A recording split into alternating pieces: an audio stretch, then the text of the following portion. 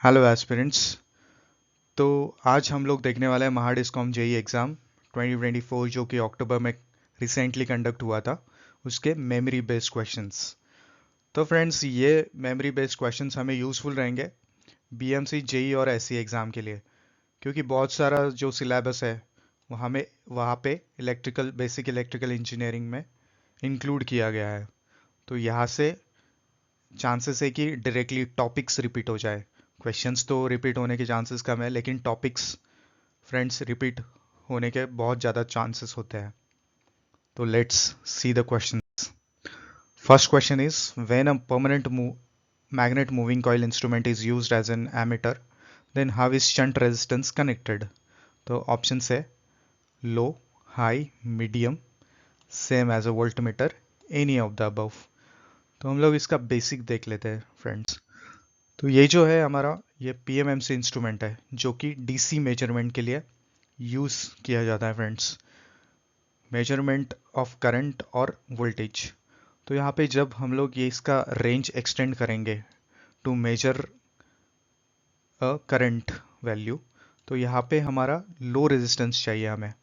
और low shunt resistance is connected in parallel with the ammeter to extend the range of current, क्योंकि यहाँ से हमारा maximum current जाएगा और हमें उसका वैल्यू मेजर करना है फ्रेंड्स।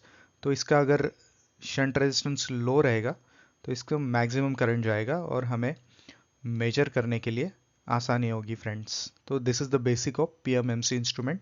सो यहाँ से क्या पता चलता है हमें कि measurement of electrical parameters is an important topic for upcoming BMC examination और any of the competitive examination जिसमें कि इलेक्ट्रिकल का सिलेबस दिया है। So next question is, when three resistances are connected in series, then its equivalent resistance is 100 ohm. Among three, one resistance is 50 ohm, another is 30 ohm. The remaining resistance will become. तो ये simple resistance के series और parallel connection जो कि हमारा topic रहता है, उस टॉपिक से हमें क्वेश्चन पूछा गया फ्रेंड। तो सीरीज़ में हमें पता है कि इसका एडिशन होता है, जो भी रेजिस्टेंस कनेक्टर रहता है सीरीज़ में उसका सिंपली एडिशन होता है। तो यहाँ पे इक्विवेलेंट रेजिस्टेंस हमें 30 दिया है और दो रेजिस्टेंस दिए है, उसका वैल्यू है 50 एंड 30। 100 इक्विवेलेंट रेजिस्टेंस 100 दिया है, तो इसका एडिशन हो जाएगा 50 एंड 30 विल बी 80। तो यहाँ से 100 में से अगर हम लोग 80 सब्सट्रैक्ट करते हैं तो इसका आंसर हो जाएगा 20। सो सीरीज़ एंड पैरेलल के हमें इस टॉपिक पे ध्यान देना है friends. Next question is when the following which of the following is the requirement of good relay system. तो रिले हमारा एक प्रोटेक्टिव इक्विपमेंट होता है फ्रेंड्स, जो कि फॉल्टी जो हमारा सिस्टम रहता है उसको आइसोलेट करने में मदद करता है। तो रिले की कैरेक्टरिस्टिक्स कैसे होनी चाहिए, तो उसके ऑप्शंस है more sensitive, high reliability, more speed, more accuracy. तो हमें सेंसिटिविटी भी चाहिए, रिलायबिलिटी भी हाई चाहिए, स्पीड भी उसका अच्छा होना चाहिए, एक्यूरेसी भी चाहिए। तो इसका फ्रेंड्स आंसर हो जाएगा all of this. Next question is full form of MCCB. तो ये इसका फुल फॉर्म होता है जो कि हमारे फ्यूज़ या एमसीसीबी जो सर्किट ब्रेक करते हैं, हमारे सिस्टम आइसोलेट करने में मदद करते हैं, इसका फुल फॉर्म है moulded gate circuit breaker. D option हो जाएगा फ्रेंड्स। तो यहाँ से एमसीसीबी इम्पोर्टेंट हो गया, ईएलसीबी जो है वो भी देख लेना है हमें, उसका वर्किंग प्रिंसिपल कैसा है, डबल पोल, सिंगल पोल, वो भी देखना है friends. Next question is which material is not used in overhead transmission line systems. तो ये जो हमें बैकग्राउंड में दिख रहा है, these are the transmission line system. तो ये टावर दिख रहा है, उसके बाद ये कंडक्टर है और यहाँ पे इंसुलेटर होता है फ्रेंड्स। तो यहाँ पे ऑप्शंस दिए गए हैं copper, tungsten, aluminium, steel, porcelain. तो यहाँ पे हमारा कॉपर तो हम कनेक्शंस में यूज़ करते हैं, देन एल्यूमिनियम भी कंडक्टर में ACSR जो हमारा कंडक्टर होता है, ACSR कंडक्टर होता है, ACSR एल्यूमिनियम कोर स्टील रीएनफोर्स्ड। तो यहाँ पे स्टील भी यूज़ करते हैं और पोर्सिलिन फ्रेंड्स यूज़ होता है जो कि हम इंसुलेटर यहाँ पे यूज़ करते हैं वो पोर्सिलेन डिस्क होता है। तो यहाँ पे हमारा जो यूज़ नहीं होता वो है tungsten. Tungsten is used in filament lamps. तो यहाँ पे आंसर हो जाएगा tungsten. Next question is find the value of RTH and VTH shown in the diagram. ये हमारे लिए सर्किट दिया गया है, यहाँ पे हमें RTH एंड VTH फाइंड करना है फ्रेंड्स। तो यहाँ पे कौन सा थ्योरम यूज़ होगा? थेवेनिन्स थ्योरम, जो कि हमें रेजिस्टेंस और इक्विवेलेंट वोल्टेज फाइंड आउट करने में मदद करता है। तो लेट्स सी द सॉल्यूशन। तो ये हमारा सर्किट हो गया। तो हमें इसके अक्रॉस जो है रेजिस्टेंस और VTH वोल्टेज फाइंड करना है। तो यहाँ पे इसका वैल्यू है 8 ओम्स 3 ओम्स। तो जो थेवेनिन्स थ्योरम में क्या होता है फ्रेंड्स, जिसके अक्रॉस हमें वैल्यूज़ निकाला है वो हमें ओपन सर्किट कर लेना है, और जो ये वोल्टेज सोर्स दिया गया है उसको शॉर्ट सर्किट कर लेना है। तो इसके बाद हमें पता चलेगा कि ये 3 ओम और 8 ओम पैरेलल में आते हैं। तो पैरेलल में इसका रेजिस्टेंस इक्विवेलेंट कैसे निकालते हैं?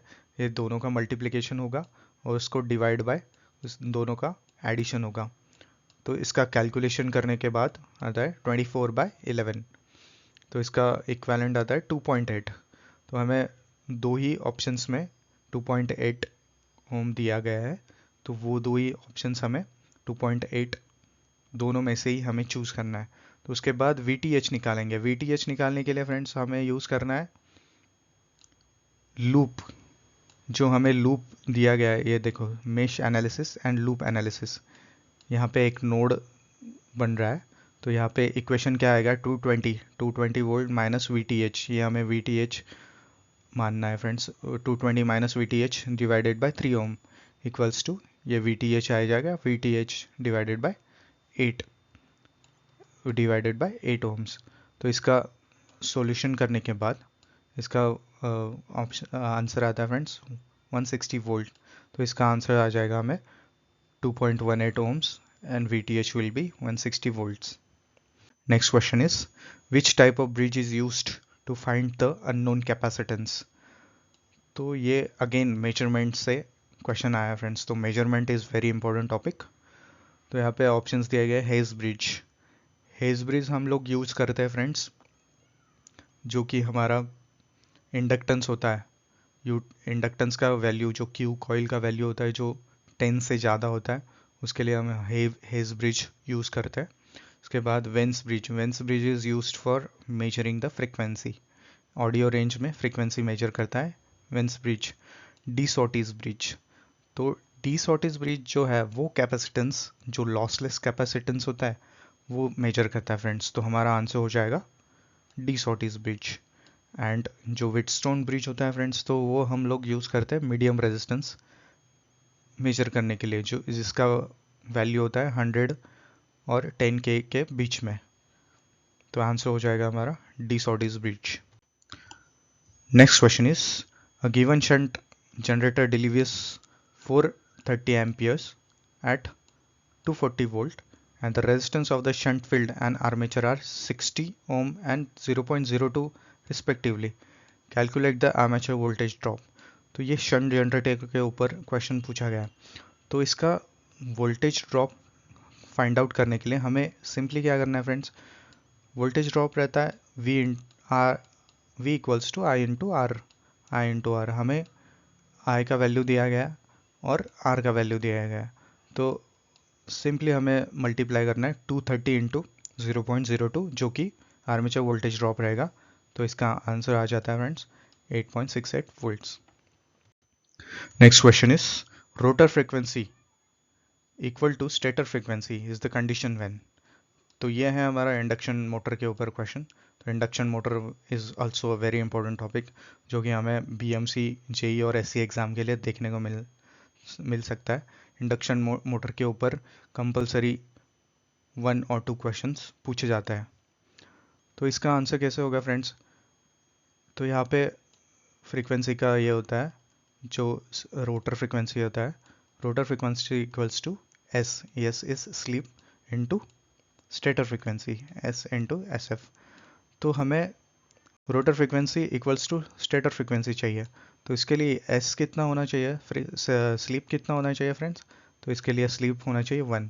अगर स्लीप 1 होगा तो rotor frequency equals to stator frequency होगा, तो यहाँ पे आंसर आ जाएगा when sleep is equal to 1. Next question is, in a transformer iron losses are 300 watts at full load. If the load is half, then iron loss will be. Friends यहाँ पे transformer के ऊपर question पूछा गया, तो transformer में कैसे कैसे लॉसेस होता है, कॉपर लॉस होता है, आयरन लॉस होता है। तो कॉपर लॉस, जो कॉपर लॉस होता है फ्रेंड्स, वो हमारा लोड के ऊपर डिपेंड होता है, जो कि जैसे लोड का वैल्यू चेंज होगा, करंट का वैल्यू चेंज होगा, और करंट का वैल्यू चेंज होने के बाद वो जो हमारे कॉपर लॉसेस हो वो वेरिएबल रहेंगे। और जो दूसरा लॉस होता है फ्रेंड्स, जो आयरन लॉस होता है, iron loss is constant friends, तो कांस्टेंट होने के कारण it is not dependent on load, so हमारा आंसर आ जाएगा same, iron losses will be 300 watts only, so this will be our answer, 300 watts. Next question is, which of the following statement is correct about the skin effect? तो skin effect के बारे में ये question पूछा गया है। Skin effect एक phenomenon होता है जो कि जब हम लोग करंट पास करते हैं, जो पावर ट्रांसमिट करते हैं कंडक्टर से, तो इसका क्रॉस सेक्शन होता है फ्रेंड्स, ये क्रॉस सेक्शन होता है। तो जो करंट होता है वो पेरीफेरी के ऊपर से ज़्यादा फ्लो करता है, क्योंकि इंडक्टेंस होने के कारण ये बीच में ज़्यादा इंडक्टेंस हो जाता है, और इसकी वजह से ये करंट को बाहर ढकेल देता है। बाहर ढकलने के कारण इसके जो पेरीफेरी होते हैं कंडक्टर के, उस पे से ज़्यादा करंट फ्लो होता है, तो इसके लिए स्किन कहते हैं उसको। स्किन मतलब जो आउटर पोर्शन रहता है हमारा, जैसे स्किन रहता है वैसे आउटर पोर्शन से ज़्यादा करंट फ्लो होता है, इसको स्किन इफेक्ट कहते हैं फ्रेंड्स। तो ऑप्शन है हमारा the non uniform distribution of electric current over the surface of the conductor. So ये पहला ही ऑप्शन हमारा करेक्ट हो जाएगा फ्रेंड्स। सो ये स्किन इफेक्ट होता है। तो अदर प्रॉक्सिमिटी इफेक्ट भी हो सकता है, प्रॉक्सिमिटी इफेक्ट के बारे में क्वेश्चन पूछे जा सकते हैं। उसके बाद जो हमारा फेरेंटी इफेक्ट है उसके बारे में क्वेश्चन पूछा जा सकता है, कोरोना इफेक्ट है उसके बारे में क्वेश्चन पूछे जा सकते हैं। तो ये फेनोमेनन हमें स्टडी करना है friends. Next question is, bundle conductors are used to. जो हम ये पावर ट्रांसमिशन करते हैं तो इसमें बंडल कंडक्टर्स होते हैं फ्रेंड्स। बंडल कंडक्टर्स यानी हमें छोटे छोटे कंडक्टर्स के स्ट्रैंड्स होते हैं जो कि बंडल किए जाते हैं एक एक पूरा ये बंडल बनाने के लिए। तो ये हम क्यों यूज़ करते हैं बंडल कंडक्टर्स?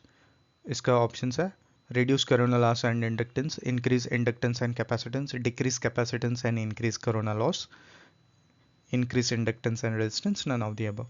तो यहाँ पे हमें reduce करना है फ्रेंड्स कोरोना और इंडक्टेंस के लिए। अगर पूरा होल कंडक्टर रहेगा तो ये स्किन इफेक्ट के कारण आउटर पार्ट में फ्लो होगा, तो बीच में का जो रहेगा वो हमें ज़्यादा एफिशिएंसी नहीं देगा, बीच में खाली पार्ट रहता है, तो खाली पार्ट रहेगा उसमें से करंट नहीं जाएगा, इंडक्टेंस बढ़ जाएगा। तो वो रिड्यूस करने के लिए हम लोग बंडल कंडक्टर्स यूज़ करते हैं। तो इसका आंसर हो जाएगा reduce corona loss and inductance. Next question is, eight which condition transformer voltage regulation is zero. Transformer voltage regulation, तो ट्रांसफार्मर वोल्टेज रेगुलेशन क्या होता है? जो सेकेंडरी का हमें वोल्टेज मिलता है, secondary voltage minus primary voltage divided by primary voltage, तो this is what is called as voltage regulation. तो वोल्टेज रेगुलेशन हमारा जीरो कब रहेगा? तो वो रहेगा हमें पावर फैक्टर जब यूनिटी रहेगा। जब पावर फैक्टर यूनिटी रहेगा तो ये सेकेंडरी और जो प्राइमरी है उसका वैल्यू ऑलमोस्ट सेम रहेगा फ्रेंड्स, तो उसके वजह से हमारा जो वोल्टेज रेगुलेशन रहेगा वो ज़ीरो रहेगा। Next question is, which relay is used in long transmission lines.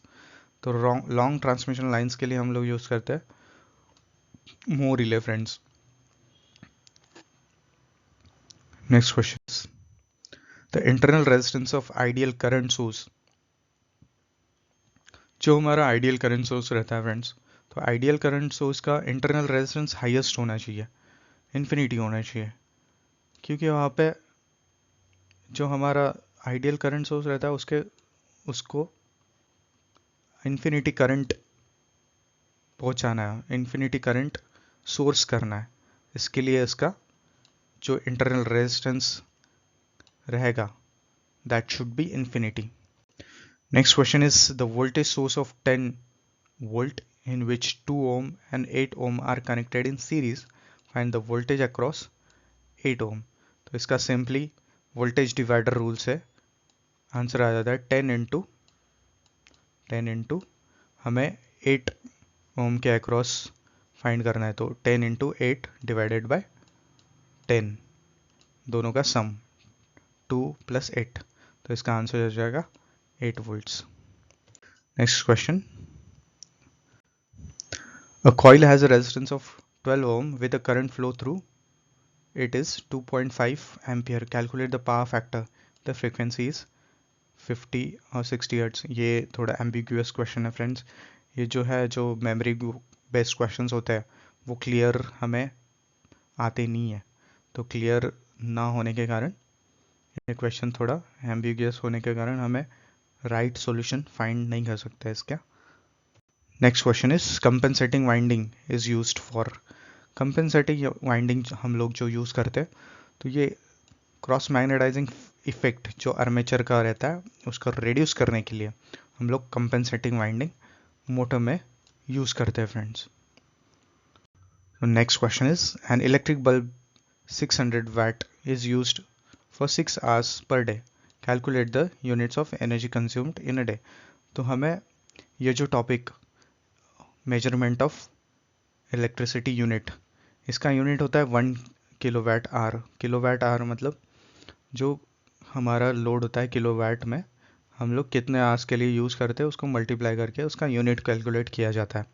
तो इसका यूनिट कैसे कैलकुलेट करेंगे हम लोग, इसको पहले 600 वाट को किलोवाट में कन्वर्ट करना है, तो इसके लिए डिवाइड बाय 1000 करेंगे, तो इसका आंसर आ जाएगा 0.6, तो that is use for 6 hours, तो इंटू सिक्स तो आंसर आ जाएगा 3.6 units, 3.6 units, that is 3.6 kWh, 3.6 units। Next question is when a 10 ohm, 10, 50 and 140 resistances are connected in a parallel, then which of the resistance in which less current flows। तो less current कहाँ से flow होगा friends, जो resistance में highest value है। Which resistance has highest value, in that resistance हमारा less current flow होगा, तो यहाँ पे आंसर आएगा हमारा 140 ohm। Next question is resistance R ohm is connected in series with a parallel circuit comprising two resistances 8 and 12 ohms respectively. So total power dissipated in a circuit is 96 watt and the applied voltage is 24 volt। तो हमें R ohm का value find out करना है। Options है 3.2, 3, 4, 1.2, 0.5 ohms। तो let's see solution. तो यहाँ पे हमारा क्या दिया गया, 8 ohm is parallel with 12 ohm और हमें R का वैल्यू फाइंड आउट करना है। वोल्टेज इज 24 वोल्ट और पावर इज 96 वाट्स। तो यहाँ पे ये इक्वेलेंट हमें पैरेलल का सीरीज में इक्वेलेंट फाइंड आउट करना है पहले। It will be 12 into 8 divided by 20, तो इसका आंसर R इक्वेलेंट होगा 24/5 और P का वैल्यू क्या दिया है 96 वाट्स। तो P मतलब पावर होता है V²/R, इसका फॉर्मूला है V²/R। तो हमें 96 हमें पावर दिया गया है और टोटल रेजिस्टेंस हमें यहाँ पे कैसे आएगा, R इक्वेलेंट कैसे होगा 24/5 प्लस R होगा, 24/5 प्लस R। तो यहाँ पे ये इक्वेशन बन जाएगा फ्रेंड्स हमारा। तो हमें ये सॉल्व करने के बाद, इक्वेशन सॉल्व करने के बाद वैल्यू आता है 1.2 ohms। This will B the answer। Next question is in SCSR conductor the middle conductors are used of steel because। तो SCSR मतलब क्या होता है, एल्यूमिनियम कोर स्टील रीएनफोर्स्ड। तो स्टील क्यों यूज़ करते हैं फ्रेंड्स, हम यूज़ करते हैं गुड टेंसाइल स्ट्रेंथ करने के लिए Also it is a good conductor, more flexibility, all of the above. It is too much brittle. तो यहाँ पे फ्रेंड्स ये ब्रिटल का ऑप्शन तो नहीं आएगा, क्योंकि ब्रिटल होगा तो हमें कंडक्टर का ब्रेक होने के चांसेस ज़्यादा है, तो इसकी वजह से ये ब्रिटल तो नहीं आएगा।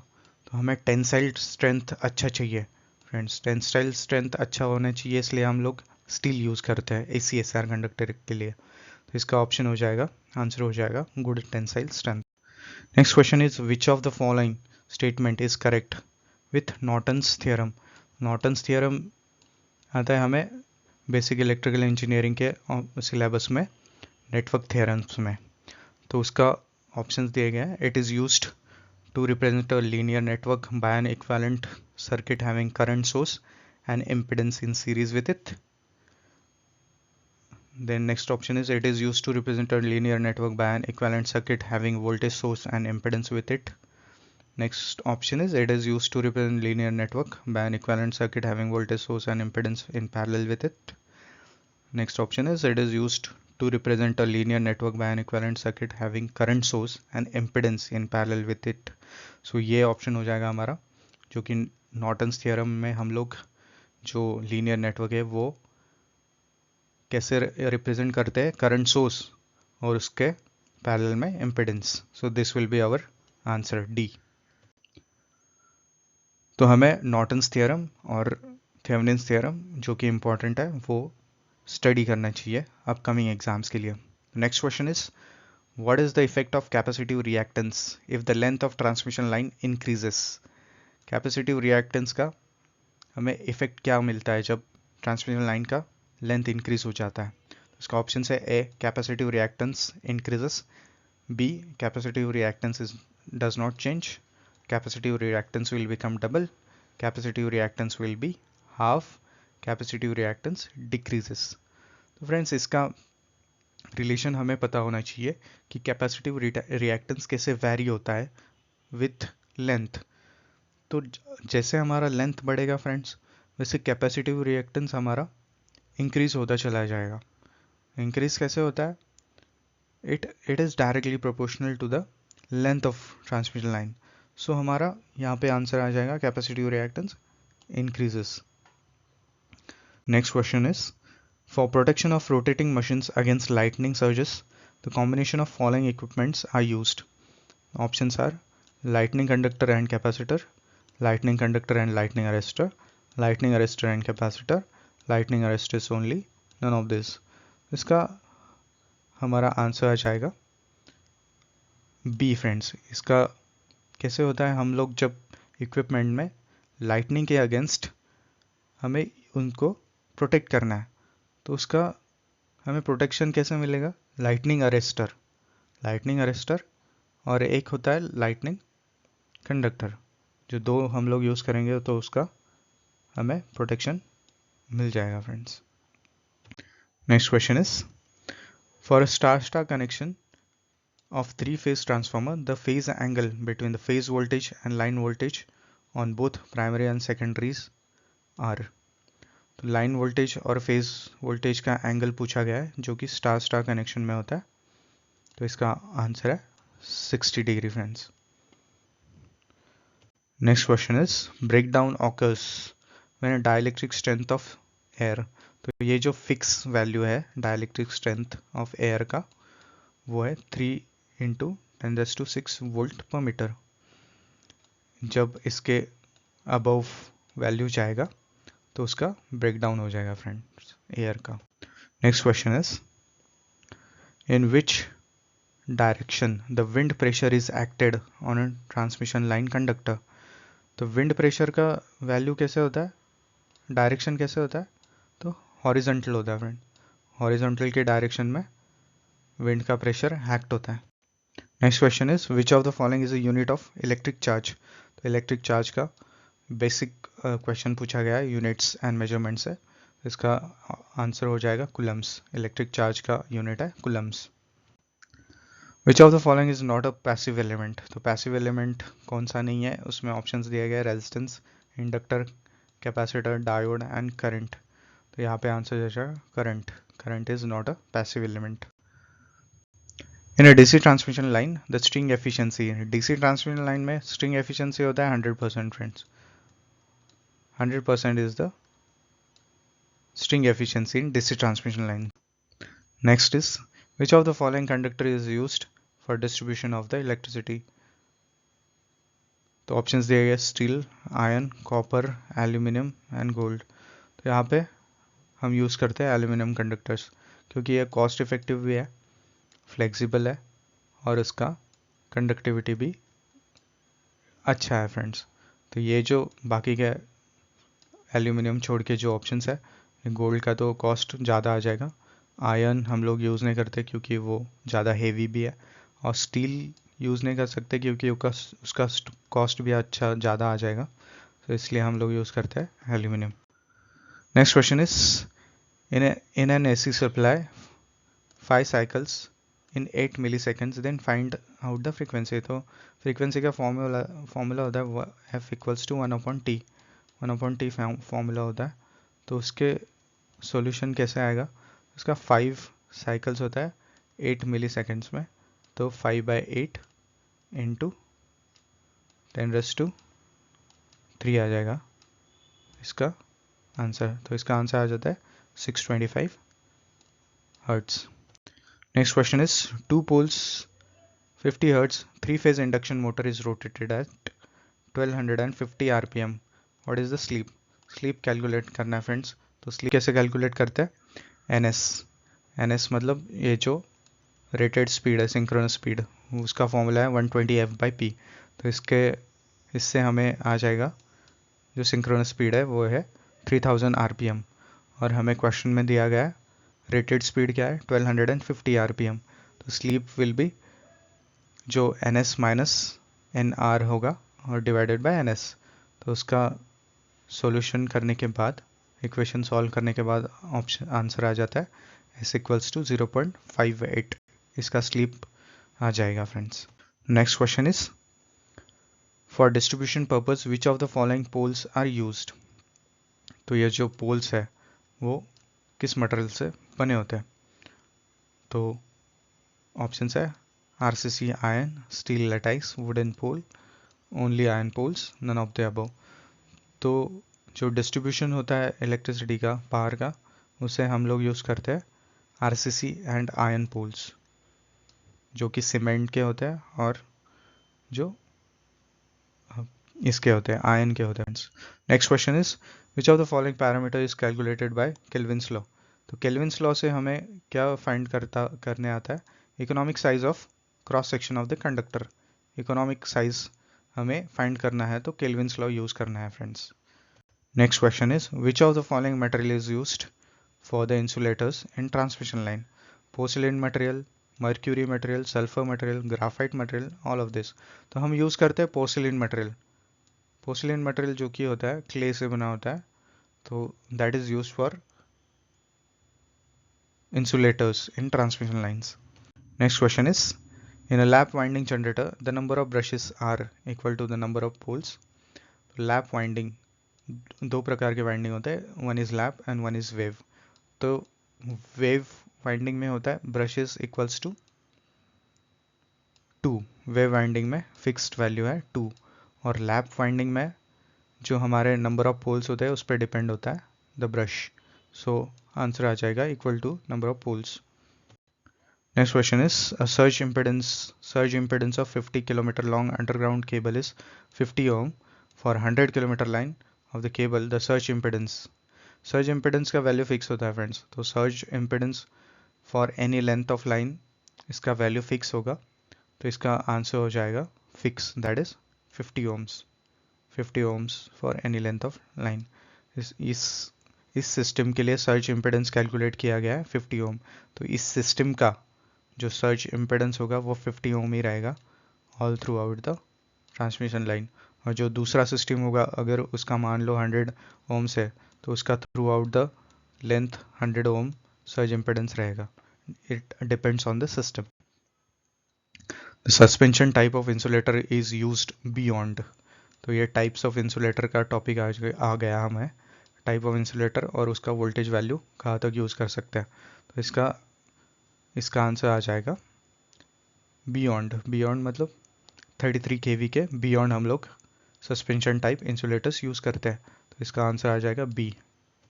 Next question is in which direction the wind pressure is acted on the transmission line. This is a repeated question, that is horizontal.